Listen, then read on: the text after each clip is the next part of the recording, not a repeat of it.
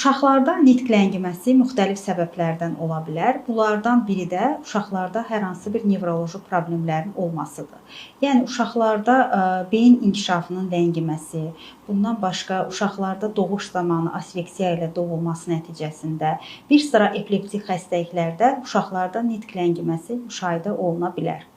Ancaq nitq ləngiməsi təkcə nevroloji səbəblərdən olmur. Məsələn, eşitmə problemləri. Uşaqlarda bəzən anadan gəlmə və qazanılma şəklində eşitmə problemləri olur. Bəzən isə qulaqda iltihabi prosesin olması uşaqlarda eşitmənin zəifləməsinə, bu isə onun nitqinin ləngiməsinə səbəb olur. Digər hallardan biri uşaqlarda, məsələn, autizm spektr pozulması olan uşaqlarda inkişaf pozuntusu nəticəsində onlarda da nitq ləngiməsi olur. Ancaq bu zaman nitq ləngiməsi ilə yanaşı uşaqda digər davranış problemləri və sosiallaşma problemləri də müşahidə olunur. Çox dilli ailələrdə də uşaqlarda görünən nitq ləngiməsi müşahidə oluna bilər və yaxud da hər hansı bir genetik səbəblərdən ailədə hər hansı bir genetik nitq ləngiməsi olarsa, uşaqlarda nitq pozulmaları ola bilər.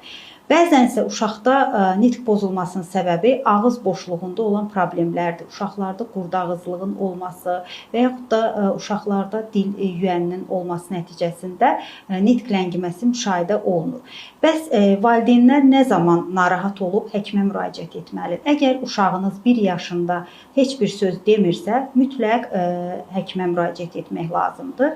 2 yaşında söz birləşməsi ifadə etmirsə, 3 yaşında özünü ifadə edəcək dərəcədə nitqi yoxdursa, mütləq həkimə müraciət etmək vacibdir.